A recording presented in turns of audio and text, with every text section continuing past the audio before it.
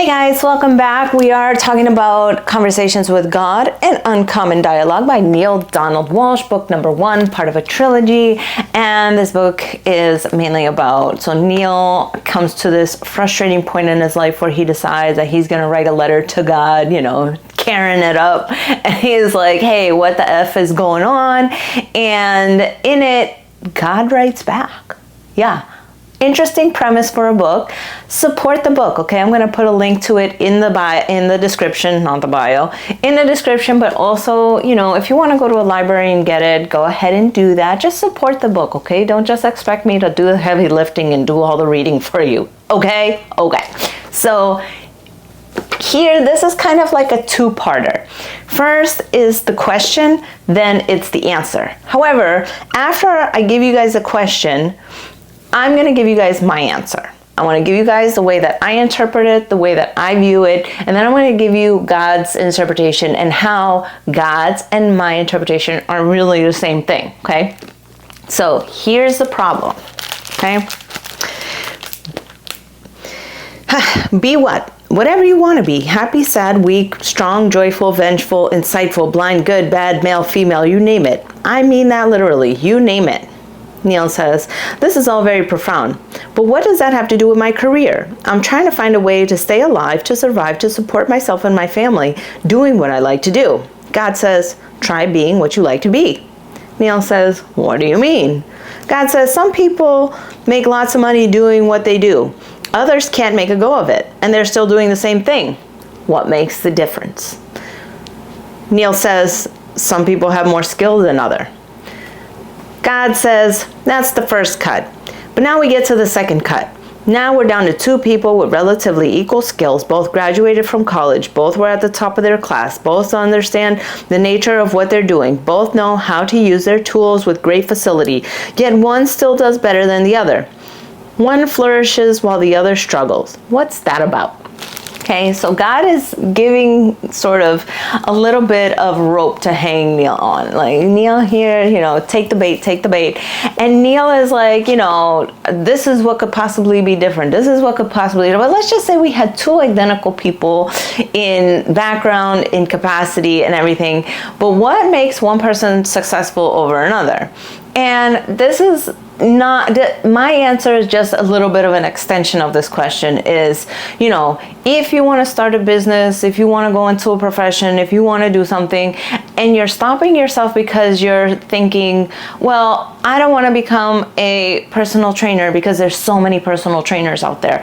I don't want to start a new makeup line because there's so many different makeup lines. I don't want to do this thing because there are so many people already doing it. I mean, 8 billion people in the world, inevitably there's going to be one or two other people doing what you do, right? But, and here's a big but, is that nobody is gonna do it like you. Okay, nobody. Here's the reality.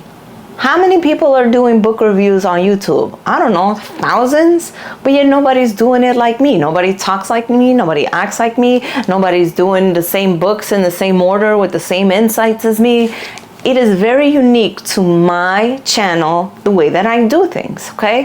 How many makeup brands are there? There's Fenty, Maybelline, L'Oreal, Estee Lauder. There's 100 different, even Kylie Cosmetics, KKW, whatever it is, but they're bringing their version of makeup to that industry. Like, there could be makeup for people who have sensitive skin or allergies. There could be makeup for people who have oily skin, people who have darker skin tones. There, if you're a personal trainer, maybe you specialize in bodybuilding. Maybe you specialize in the older generation. Maybe you specialize in powerlifting. Maybe you specialize in heart conditioning. Maybe you specialize in women who are post-pregnancy so that they can get back to being athletic. I don't know. Maybe you have a gift somewhere, a niche that is completely 100,000% you. And even on top of the niche, there's even more to that. So you now specialize in bodybuilding for postpartum women, okay? So this is like a crazy niche. Nobody will do it like you. Nobody has your words, nobody has your attitudes, nobody has your insights, nobody. And you're gonna call in the clients that need your message for them. Same thing if you open a bodega, okay? Maybe you open a corner store. I mean, there's 1,000 corner stores, but you open a corner store, but you're kind, you're friendly, and you bring your variety to it. You play your favorite kind of music, you stock your kind of favorite foods, you stock what you need to put out into the world, and that is your brand.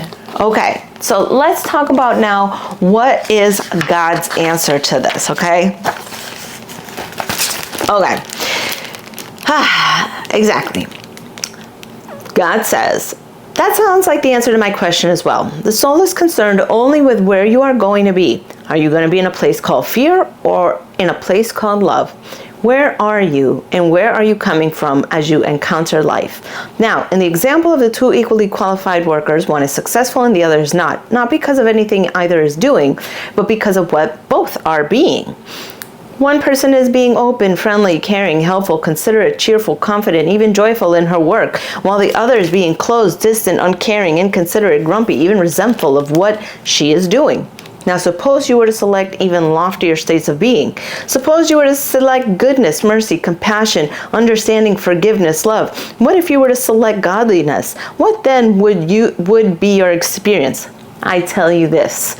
Beingness attracts beingness and produces experience. You are not on this planet to produce anything with your body. You are on this planet to produce something with your soul. Your body is simply and merely the tool of your soul. Your mind is the power that makes the body go. So what you have here is a power tool used in the creation of the soul's desire. Exactly what I just said, y'all. The person that you are, if you choose to come from all those good, positive vibrations, when you are injecting your brand or flavor into something, it's going to come from a place that's going to create success. Now, does that mean that everyone's going to be successful? No, but that's because there's a lot of internal work to do. So you might feel like you're projecting joy, contentment, love, when really you have fear that it's going to fail. You have this ego that thinks that, oh my God, if I don't succeed, I'm going to be so embarrassed. So you secretly try to fail in a way that's controlled. And there's a lot of inner work that has to happen to be able to actually come from a place of love, joy, happiness, care, godliness, if that's how you want to call it. It's more than just saying, okay, I'm going to operate from love or above that. I'm going to just do it, the end. Because it's not just about how you feel on the outside. It's about the deep psychological, internal work that you have to do to bring it out and bring it into whatever it is that you're trying to create in this world. For instance, every time I'm about to every time I'm about to do one of these videos, I sit back and think, okay, what do I want to share today? What is the message that I want to share today? Do I want to just share something from the book? Do I want to share personal experience? And you know what? I just want to give you guys information that has helped me, that I know that these little insights, little tidbits, nuggets of inspiration that have helped me along the way, I want to share that with you guys because maybe it'll help you. So I come from a place of helping. You know, I think I dropped more than 200 episodes of my podcast. Maybe more than half of those nobody has listened to. And I'm okay with that because I feel like if I put the energy out there, if I just say, hey, the information is out there, God, do with it what you will, it will do what it's supposed to do eventually. And I'm not attached to because I know I did my part. I'm not attached to the outcome. What I am attached to is doing my part. And I love doing it. Like, it doesn't even faze me if nobody watches it. It doesn't even faze me if nobody watches these because I like doing it so much. I come to do this with a passion and a desire for putting out the information, for possibly helping someone, but actually talking to you guys what's inside my brain. talking to you about the information that I get personally from the downloads that I get when I'm meditating, when I'm trying to like read this book and I'm like, wow, that was so powerful. Yes, this is what I thought about it. This is how I felt about it. So I absolutely enjoy doing this, and it doesn't matter what the outcome is. So when you are approaching what you're passionate about, are you doing it because you want people to applaud? Are you doing it because you want the cash and prizes? Then it's not really a passion.